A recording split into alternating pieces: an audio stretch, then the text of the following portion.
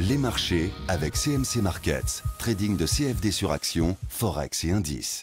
Salut, c'est Trado, content de vous retrouver pour cette mise à jour de l'indice parisien. Alors aujourd'hui, ça va être le journalier, l'hebdomadaire et le mensuel, puisqu'on est le 1er mars. Excusez-moi de ne pas avoir publié la vidéo plus tôt, mais j'étais en plein family management ce week-end et je savais que vous alliez me pardonner. Alors, on va commencer par le mensuel et ce qui se passe est quand même assez rare et c'est vraiment important. Regardez. On vient de clôturer au-dessus de la Bollinger supérieure. Ça s'appelle un T1 mensuel. Alors ça arrive vraiment pas souvent. La dernière fois qu'il y a eu un T1 mensuel de cette facture, eh bien ça remonte à plus d'un an, puisque là on a eu, voilà, globalement on a eu un T1 ici avec une belle clôture au-dessus de la Bollinger supérieure, mais encore il n'était pas aussi beau que celui de ce mois-ci. Regardez un petit peu autre chose. C'est la progression qu'il y a eu en démo entre le plus bas du mois de janvier et le plus haut du mois de février. On a pris 21,6% en 2 mois. Alors ça donne vraiment le vertige, hein. Je ne sais pas quand on a eu une séquence aussi favorable en mensuel, mais 21,6% en 2 mois, ça donne quand même un petit peu le vertige. Alors ce qui m'amène justement à parler de cette histoire de T1. Lorsque l'on fait un T1, comme c'est le cas là, c'est quand on clôture au-dessus de la Bollinger supérieure, il est quasiment systématique, de venir à un moment ou à un autre chercher la Bollinger supérieure avant d'éventuellement décider de repartir vers le haut ou de réintégrer les Bollinger. Regardez ici justement, lorsqu'on a eu fait ce T1, bon, il était médiocre ce T1, mais à un moment, le mois d'après, on est venu toucher la Bollinger supérieure à nouveau. Je vais prendre une séquence un peu plus parlante. Regardez celle-ci, on a fait un T1 ici, on a fait un T2 le mois suivant, mais ça n'a pas empêché à un moment ou à un autre de finir contact avec la Bollinger supérieure.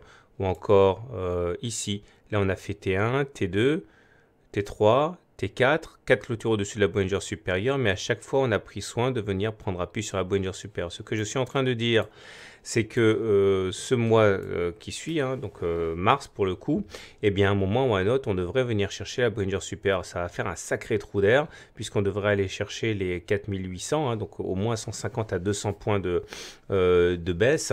À ce moment-là, beaucoup se demanderont si c'est la fin de la hausse, justement, mais il faudra savoir que non seulement ce retour sur la Bollinger supérieure est classique, mais en plus il est souhaitable, parce que si on ne clôture pas, si on clôture au-dessus de la Bollinger supérieure le mois prochain sans faire contact du tout avec la Bollinger supérieure, donc ce qu'on appelle une bulle, ça serait vraiment très mauvais pour la suite. Mais enfin bon, pour l'instant, simplement, préparez-vous à l'idée que l'on aille au cours du mois revenir chercher la Bollinger supérieure, c'est ce qui se passe quasiment toujours. Au-delà, regardez, on était à l'intérieur d'un vaste canal mauve, ici, ça y est, c'est pété par le haut, c'est fait, et maintenant, du coup, on a pour objectif de moyen terme d'aller chercher cette oblique là, qui relie les plus hauts depuis 2000, c'est-à-dire aller chercher les 5200. Bon, c'est pas forcément pour mars, hein, mais vous comprenez bien qu'il n'y a plus grand-chose qui l'empêche d'aller chercher une confrontation avec cette oblique, hein. On bascule maintenant, on descend d'unité, on va chercher l'hebdomadaire.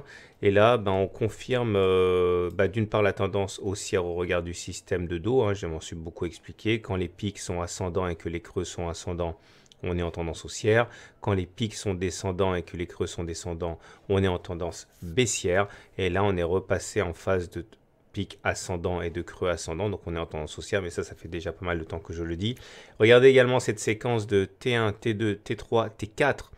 Je l'avais dit la semaine dernière, lorsque la Bollinger supérieure et la Bollinger inférieure divergent et que l'on fait des T, donc des clôtures au-dessus des Bollinger, on a plus d'une chance sur deux de faire une nouvelle clôture au-dessus de la Bollinger, la bougie suivante. C'est ce qui s'est passé cette semaine, hein, avec un T4. Mais regardez, ça donne l'occasion de voir ce que j'expliquais tout à l'heure, hein, c'est que pour que ce soit sain, il faut qu'à un moment ou à un autre, on revienne chercher la Bollinger supérieure. Donc ça risque de faire un sacré contre-coup, hein, sur le CAC. Au-delà, on est au-dessus du nuage.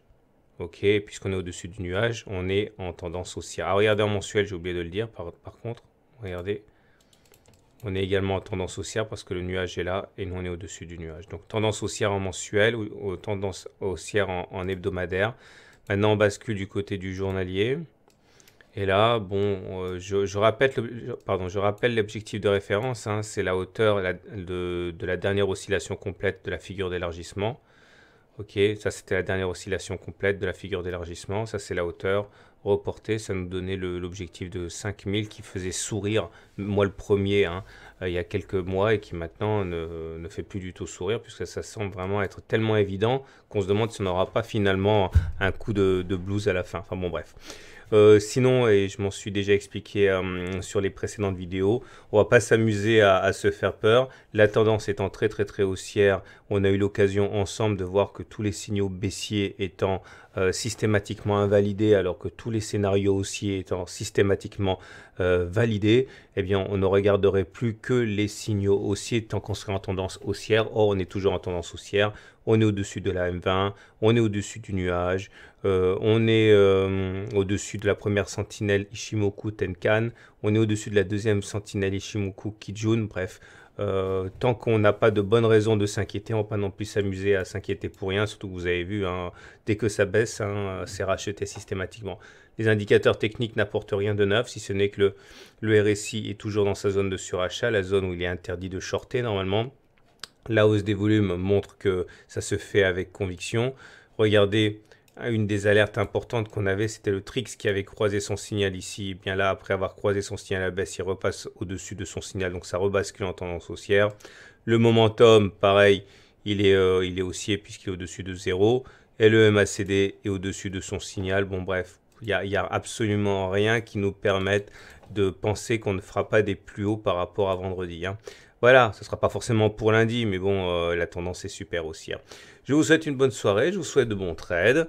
Je vous dis à demain pour la mise à jour.